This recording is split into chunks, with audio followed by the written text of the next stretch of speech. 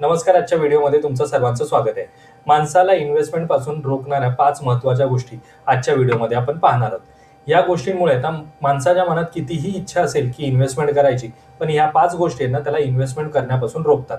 त्या गोष्टी काय आहेत तेच आपण या व्हिडिओमध्ये पाहणार आहोत. तर चला व्हिडिओला स्टार्ट करूयात. पण व्हिडिओला स्टार्ट करण्याअगोदर जर तुम्ही चॅनलवरती नवीन असाल आणि चॅनलला अजूनही सबस्क्राईब केलं नसेल ना, तर चॅनलला सबस्क्राईब करून ठेवा. म्हणजे असेच इन्फॉर्मेटिव्ह व्हिडिओज तुम्हाला या चॅनलवरती पाहता येतील. तर चला व्हिडिओला स्टार्ट करूया. तर सगळ्यात पहिली गोष्ट, आता पैसे नाहीत नंतर करूयात, म्हणजे उशिरा इन्व्हेस्टमेंट करणं. आता ही इन्व्हेस्टमेंट कोणत्याही प्रकारची असू शकते. प्रत्येक वेळेस गरज नाही की म्युच्युअल फंडमध्ये इन्व्हेस्टमेंट करा किंवा गोल्डमध्ये करा किंवा रिअल इस्टेटमध्ये इन्व्हेस्टमेंट करा. पण प्रत्येक वेळेस आपण काय करतो की जेव्हा केव्हा कोणी आपल्याला सांगितलं जातं की इन्व्हेस्टमेंट करा, तर त्यावेळेस आपण काय म्हणतो की आता नाही करायची, नंतर करू, आता पैसे नाही आहेत. पण वेळेला खूप महत्त्व आहे. योग्य वेळी जर तुम्ही कोणत्याही प्रकारची इन्व्हेस्टमेंट केली नाही तर लॉंग टर्ममधनं तुम्हाला त्याच्यातनं ग्रोथ मिळणार नाही. फॉर एक्झाम्पल मी सांगेल की हेल्थ इन्शुरन्स. जर तुम्ही हेल्थ इन्शुरन्स लवकर घेतला तर तुम्हाला प्रीमियम कमी मिळते, लॉंग टर्ममध्ये त्याचे बेनिफिट्स तुम्हाला मिळून जातात. जर तुम्ही टर्म इन्शुरन्स म्हणजेच लाईफ इन्शुरन्स लवकर घेतला, वय कमी असतं, प्रीमियम कमी मिळते, लॉंग टर्ममध्ये तुम्हाला त्याचा फायदा होतो. सेम इन्व्हेस्टमेंट करायची गोल्डमध्ये. आज करू उद्या करू करता करता गोल्ड आज 1.25 लाखापर्यंत पोहोचलेला आहे. पण इन्व्हेस्टमेंट न केल्यामुळे आता असं वाटायला लागलं की 1.25 लाखापासून नंतर खाली येईल ना, तेव्हा इन्व्हेस्टमेंट करेल. म्हणजे काय झालं की जेवढं तुम्ही ढकलत जाणार तेवढे इन्व्हेस्टमेंट तुमच्यापासून लांब पडणार. त्यामुळे जेव्हा केव्हा तुम्हाला चान्स मिळेल की इन्व्हेस्टमेंट करण्याचा, मग ती कोणत्याही प्रकारची असो, ती करण्यासाठी लगेचच तयार व्हा. त्याच्यासाठी टाळाटाळ करू नका. म्हणजे जर कोणी तुम्हाला सांगते की इन्व्हेस्टमेंट करा, तर आपल्याकडे जर पैसे असतील किंवा आपल्याकडे वेळ असेल आणि तीच गोष्ट समजून त्याच्यामध्ये इन्व्हेस्टमेंट करायला लगेच सुरुवात करा. त्यावेळेस तुम्ही अशी कारणं देऊ नका की आता माझा EMI चालू आहे, घरामध्ये एवढे खर्च आहेत, हे आहे ते आहे. या गोष्टी आयुष्यभर चालतच राहणार आहेत, पण त्याच्यातनं आपल्याला काही ना काही अमाऊंट सेव्ह करून आपली इन्व्हेस्टमेंट करणं गरजेचं सुद्धा तितकंच आहे. कारण की हे जे इतर खर्च आहेत ना, ते कधीही न संपणारे आहेत. तर ही झाली पहिली महत्त्वाची गोष्ट जी प्रत्येकाच्याच आयुष्यामध्ये असतेच असते, की आज नको उद्या करूयात, उद्या नको परवा करूयात, ही गोष्ट. आता ते येऊयात दुसऱ्या गोष्टीकडे, रिस्कची भीती. म्हणजे काय, तर माझ्याकडे पैसे आहेत, गुंतवणूक करण्याची इच्छा सुद्धा आहे, पण भीती आहे मनामध्ये की जर मी पैसे टाकले आणि ते पैसे ज्या कशामध्ये इन्व्हेस्ट केलेत ते पैसे बुडाले तर काय करायचं. म्हणजे हा प्रश्न प्रत्येकाच्याच मनात येतो. जेव्हा लोक मला म्युच्युअल फंड बद्दल विचारतात ना, त्यावेळेस सुद्धा त्यांचं हेच असतं की सर आम्ही जी इन्व्हेस्टमेंट करतोय किंवा जी SIP सुरू करतोय किंवा जी लमसम इन्व्हेस्टमेंट करतोय ती जर बुडाली तर ही भीती त्यांच्या मनात असते. त्यामुळे त्यांना इन्व्हेस्टमेंट स्टार्ट करायला वाटतच नाही की करावी. म्हणजे तिथेच ते थांबतात. बऱ्याच लोकांचे 4-4, 5-5 वर्ष त्याच्यामध्येच निघून जातात, फक्त विचार करण्यासाठी आणि भीती आहे म्हणून. पण तुम्ही विचार करा की जर तुम्ही मोठ्या प्रोडक्टमध्ये, मी नेहमी सांगतो की कुठल्याही इन्व्हेस्टमेंट करताना तुम्ही ब्रँड पाहणं महत्त्वाचं आहे. आता हा ब्रँड काय करतो की कोणत्याही कंपनीचा मार्केटमध्ये जेव्हा ब्रँड होतो, तयार होतो, गुडविल क्रिएट करतं, ती कंपनी गुडविलसाठी खूप पैसे खर्च करते. आणि ती गुडविलसाठी एवढा जर पैसे खर्च करत असेल तर ती कंपनी थोड्याशा पैशांसाठी त्यांचं गुडविल खराब करून घेईल का? तर अजिबात नाही. त्यामुळे जर तुम्ही आता म्युच्युअल फंड इंडस्ट्रीमधलं मी तुम्हाला सांगतो की म्युच्युअल फंडमध्ये तुम्ही HDFC आहे, ICICI आहे, SBI आहे, ॲक्सिस आहे, बंधन आहे, मिरे असेट्स आहेत, त्यानंतर कोटक आहे, आदित्य बिर्ला आहेत. ही टॉपची नावं आहेत. टाटा आहेत. ही टॉपची नावं आहेत ज्यांचे इतरही बिझनेस मार्केटमध्ये अवेलेबल आहेत. आता यापैकी कोणत्याही फंड्समध्ये तुम्ही इन्व्हेस्टमेंट करताय, लमसम इन्व्हेस्टमेंट करताय किंवा SIP करताय, तर हे पैसे तुमचे घेऊन पळून जाणार नाही. तर त्याची व्हॅल्यू थोडीफार कमी होईल मार्केटच्या कंडिशन्सनुसार, पण लॉंग टर्ममध्ये तुम्हाला ग्रोथ मिळेल. पण लोकांची भीती असते की अरे आम्ही पैसे टाकले, कारण की त्यांनी आहे ना हा अनुभव इतर प्रोडक्टमध्ये घेतलेला असतो. फॉर एक्झाम्पल त्यांनी वेगवेगळे जे चिट फंड्स असतात ना, त्या चिट फंड्समध्ये म्हणजे तुम्ही जॉईन करा, तुमच्या खाली दोघांना जॉईन करा, त्याच्या खाली दोघांना जॉईन करा किंवा लमसममध्ये इथे गुंतवा, 3 वर्षानंतर तुम्हाला एवढी अमाऊंट मिळेल. पण ते या सगळ्या बोटावर मोजणाऱ्या कंपन्या आहेत आणि त्यांचे ऑफिसेस सुद्धा तेवढेच लिमिटेड असतात, त्या जिल्ह्याशी रिलेटेड किंवा त्या राज्याशी रिलेटेड. त्याच्या बाहेर तुम्हाला ह्या कंपन्यांची नावं कुठलाही माहिती नसतात. पण जर तुम्ही म्युच्युअल फंड्समध्ये पाहताय किंवा तुम्ही गोल्डमध्ये पाहताय, तर हे प्रोडक्ट ऑल ओव्हर इंडिया किंवा ऑल ओव्हर वर्ल्ड विकलं जाणारे आहे. त्यामुळे अशा प्रकारच्या कोणत्याही इन्व्हेस्टमेंटला घाबरायचं नसतं, तर त्याच्यातनं पुढे जायचं असतं आणि इन्व्हेस्टमेंट करायची असते. तर ही झाली दुसरी महत्त्वाची गोष्ट ज्यामुळे लोक इन्व्हेस्टमेंट करायला घाबरतात. त्यानंतर आहे तिसरी महत्त्वाची गोष्ट, ती म्हणजे आहे लॅक ऑफ नॉलेज. बऱ्याच लोकांना कोणत्याही प्रकारचं नॉलेज नसतात, पण ते फुकटचे सल्लेच लोकांना देत असतात. आता हे फुकटचे सल्ले कशा प्रकारचे असतात, म्हणजे एखाद्याने जर समजा ठरवलं की मी अशा एखाद्या एक कार विकत घ्यायची आहे किंवा एखादा बिझनेस सुरू करायचा आहे, तर हा बिझनेस सुरू करण्यासाठी आहे ना, जेव्हा तो लोकांना सांगतो की मला अशा अशा प्रकारचा बिझनेस सुरू करायचा आहे, तर इतर लोक आहेत ना, ज्यांनी तो बिझनेस कधी केलाही नसेल, ते लोक त्यांना सल्ले देतात की हे असं नाही होत, हे असंच होतं, याच्यामध्ये लॉसच होतो, किंवा ह्या गोष्टी अशा वर्कआउट करत नाही.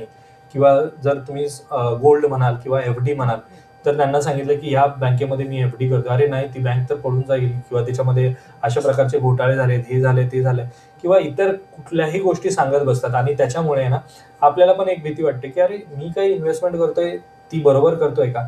तर याला कारणीभूत आपण स्वतः आहोत, कारण की आपण त्या गोष्टीबद्दलचं नॉलेज घेत नाही. आणि जेव्हा आपण त्या गोष्टींचं जर आपल्याकडे नॉलेज असेल, तर ही जी लोक आपण जी आपल्याला सांगतायत ना, त्यांच्यावरती आपला अजिबात विश्वास बसणार नाही. कारण की आपल्याकडेच नॉलेज नसतं, त्यामुळे त्यांच्या गोष्टींवरती आपला लगेच विश्वास बसतो. त्यामुळे नॉलेज गेन करण्याचा प्रयत्न करा. कोणत्याही प्रकारच्या इन्व्हेस्टमेंटसाठी जर तुम्ही रेडी असाल, तर ती इन्व्हेस्टमेंट करण्या अगोदर त्याच्याशी रिलेटेड माहिती घ्या. म्हणजे तुम्ही एखाद्या रिअल इस्टेट प्रोजेक्टमध्ये इन्व्हेस्टमेंट करण्याचा विचार करताय, तर त्याबद्दल अगोदर माहिती घ्या की ते प्रोजेक्ट कुठे आहे, आजूबाजूची कनेक्टिव्हिटी कशी आहे, तिथे काय काय ट्रान्सपोर्टेशन फॅसिलिटीज आहे, पुढे जाऊन त्याची काय किंमत होणार आहे, या सगळ्या गोष्टींची माहिती घेतल्यानंतरच इन्व्हेस्टमेंट करा. पण कोणीतरी आपल्याला काहीतरी सांगते आणि त्याच्या बेसिसवरती आपण जाऊन तिथे इन्व्हेस्टमेंट करतोय, तर हे चुकीचं ठरेल. त्यामुळे सुद्धा लोक अशा इन्व्हेस्टमेंट पासून लांब जातात, कारण की त्यांना प्रॉपर नॉलेज किंवा प्रॉपर डिरेक्शन देणारा माणूस कधी भेटतच नाही. यानंतर आहे चौथी महत्वाची गोष्ट, ती म्हणजे मार्केटला टायमिंग करणं. बऱ्याच लोकांना भीती नसते इन्व्हेस्टमेंट करण्याची, त्यांच्याकडे नॉलेज सुद्धा असतं, त्यांच्याकडे पैसा सुद्धा असतो, पण त्यांना ना एक वेगळंच व्यसन आहे, ते म्हणजे मार्केटला टाइम करायचं. मार्केट खाली आलं ना, तेव्हाच मी इन्व्हेस्टमेंट करणार. जसं आता सोन्याचा भाव 1,25,000 झालाय, आता त्यांच्याकडे पैसा आहे, नॉलेज आहे, ह्या सगळ्या गोष्टी आहेत, पण त्यांना इन्व्हेस्टमेंट करण्या अगोदर ना त्यांना असं वाटतं की आता हे गोल्ड जे आहे ना ते 1,00,000वरती आलं ना की मग मी घेईन, किंवा मग ते 60,000वरती आलं ना की मग मी घेईन. अरे पण कधी येणार, त्याच्यासाठी तेवढा वेळ तुझा वाया जातोय ना. जर आता इथून पुढे 1,25,000 वरनं जर 1,75,000 गेलं, 2,00,000 गेलं, 2,50,000 गेलं, तर ही जी जो चान्स होता ना तो मिस झालेला. त्यामुळे मार्केटला टायमिंग करत बसायला जाऊ नका, कारण की मार्केट कोणीही प्रिडिक्ट करू शकत नाही. आज मार्केटमध्ये इतके सारे इन्व्हेस्टर्स आहेत, तरी सुद्धा तुम्ही बोटावर मोजण्या इतकीच नावं तुम्हाला घेता येतील. मला तर ही 2-3च लोक माहिती आहेत स्टॉक मार्केटमध्ये, की ज्यांनी खूप चांगले रिटर्न्स जनरेट केलेले आहेत त्यामधून. पण जर तुम्ही इतर इंडस्ट्रीज बघितलात, म्हणजे तुम्ही IT बघा किंवा इतर कोणत्याही कंपनीज बघा, डॉक्टरकीमध्ये बघा, प्रत्येक एक एक कोणीतरी काही ना काही अचीव्ह केलं आणि त्याचं नाव आपल्याला माहिती आहे. पण स्टॉक मार्केटमध्ये असं कोणीही तयार झालेलं नाही आजपर्यंत की ज्याने सांगितलं की उद्या मार्केट पडेल म्हणजे पडेलच, आणि उद्या मार्केट वर जाईल म्हणजे वर जाईलच. त्यामुळे मार्केटला प्रिडिक्ट करत बसू नका. त्यामुळे जेव्हा केव्हा तुम्हाला चान्स मिळेल त्यावेळेस इन्व्हेस्टमेंट करण्यापासून स्वतःला रोखू नका, इन्व्हेस्टमेंट करायला सुरुवात करा, तरच तुमची लॉंग टर्म मध्ये जर्नी खूप चांगली आणि सुखकर होईल. यानंतर येऊयात 5व्या महत्वाच्या पॉईंटवरती, ज्याच्याबद्दल मी मगाशी थोडंफार सांगितलंय.